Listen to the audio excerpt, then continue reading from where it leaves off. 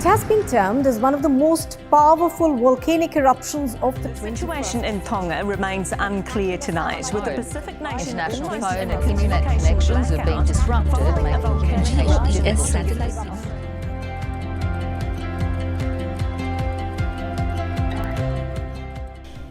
Ako na mato mo siya ito atay tayo.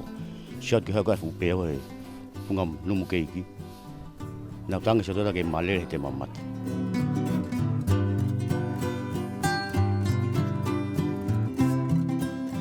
Ko lere mai mo duan ya ke lere ki ano family o se mahino na alu mama.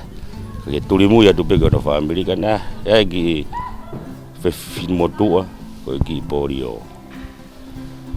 O kuhanga e hono tungaane o figa ke kau faki mai o na unofo i matatai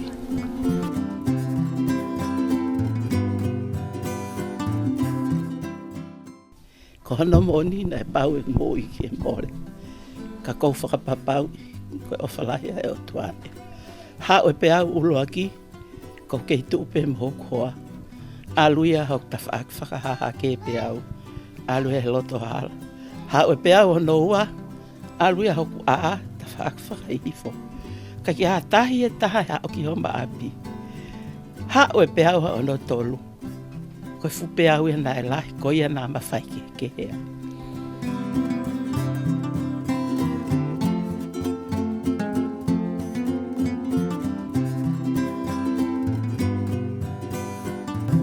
O whawhetai pe au mau ki mo ui. Pea ko pe mahu inga pe ki ai pa ea ki toku i mana vai.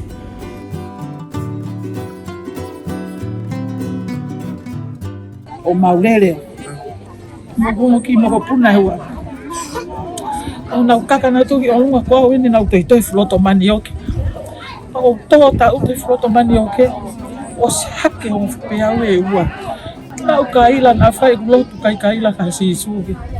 E whakahafu ki mautolu e te mautoi holake a. Ko ia leo e mo ui te mau mo ui a. Tau mau te awhi tu hen ke maunga ki ai.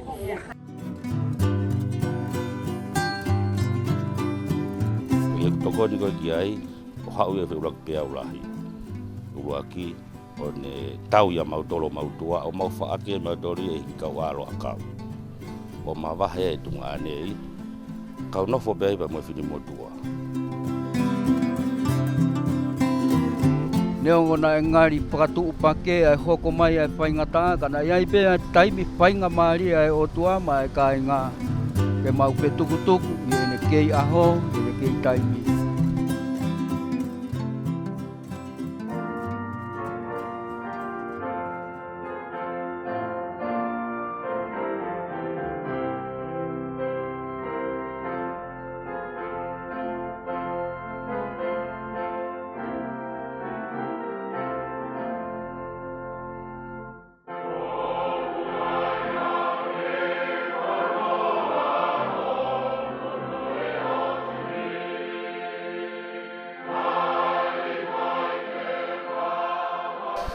Wherewe ko whenga e waha mai e ki pea pa whenga rewa alu ki whetu ma alunga e whakahahake o alu o hau ia ki apea ko lou pata ko apea ko pure anga he ni ko nunga ko pat pe rewa mau e whenga maari o toki hake ki he mo unga ko o nofo e kakai o ki alu rewa nofai ba moe o whetau laka e mo whaamiri una mau re pea ka koe la vea ia ki he whaitokoni e whai koe ni e whinga i koe ne pori o aia koe whewhine ia ta mai no mate ko ino mukani.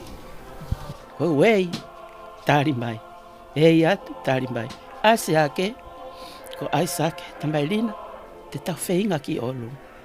Kau mea nei kai te uilo ko ai. Na kaka me whai kau ki olunga. Tau eke an ko haisi ana. Tamai ko pahulu. whakawheta ke eiki. E ne te whakawhelongo aki mo ui ki mau.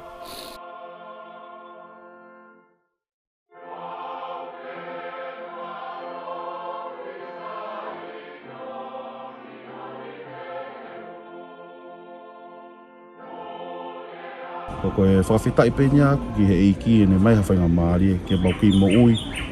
Ki koau pe mo Māori mo whānau.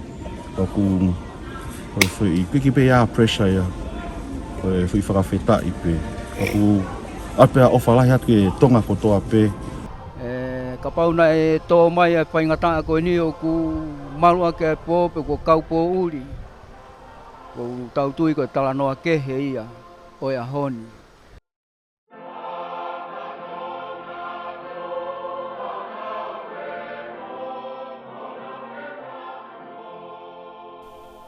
Koe mea kepe koe malo.